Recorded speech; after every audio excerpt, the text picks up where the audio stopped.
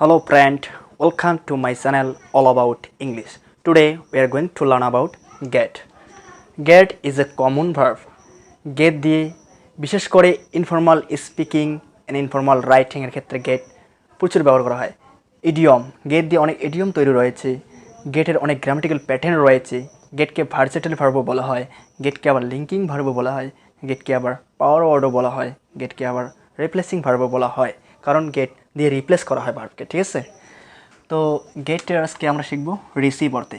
গেটের অনেক অর্থ রয়েছে, তো আজকে আমরা রিসিভ অর্থে শিখব। ঠিক আছে, গেট রিসিভ অর্থে। রিসিভের অর্থটা কি? পাওয়া। রিসিভের অর্থটা হচ্ছে পাওয়া।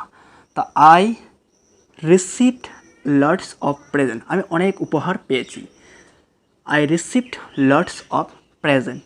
তো এখানে রিসিভের জায়গায় রিসিভ ভার্বের টু ফর্মে আছে, পাস্ট ইনডিফিনিটে আছে, তো আমাদের গেটেরও পাস্ট ইনডিফিনিট ইউজ করতে হবে।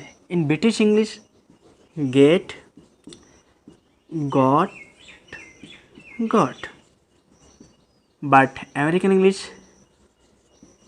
Gate, got, gotten. ঠিক আছে, তো এখানে আমরা যেহেতু ব্রিটিশ ইংলিশ ফলো করি সেহেতু আমাদের ব্রিটিশ ইংলিশ দিতে হবে। I received lots of present, তো এখানে দেব I receive lot of present. তো ভার্বের টু গেটের দুই নম্বর হচ্ছে গট। এখানে আই রিসিভ গট, না এইবার আই রিসিভের জায়গায় দেবো got. I got lots of present. ঠিক আছে, did you receive my email yesterday?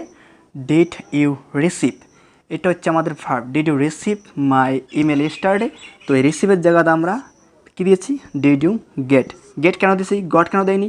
কারণ এখানে ডিড ব্যবহার করা হয়েছে, সেই জন্য গেট দিয়েছি। ঠিক আছে, যখন ডিড ব্যবহার করা হয় ভার্বের প্রশ্ন করার ক্ষেত্রে ভার্বের ওয়ান দিতে হয় ইন পাস্ট ইনডিফিনিট টেন্স। ঠিক আছে, তো did you get my email yesterday? Did you get my email yesterday? তো I receive a letter from my friend, তো রিসিভ ভি টু, এক্ষেত্রে দিচ্ছে I got V two, I got a letter from my friend, from my friend. তো in this way you can make sentences. তুমি এই রিসিভের জায়গায় goat দিয়ে এরকম করে বাক্য তৈরি করতে পারো।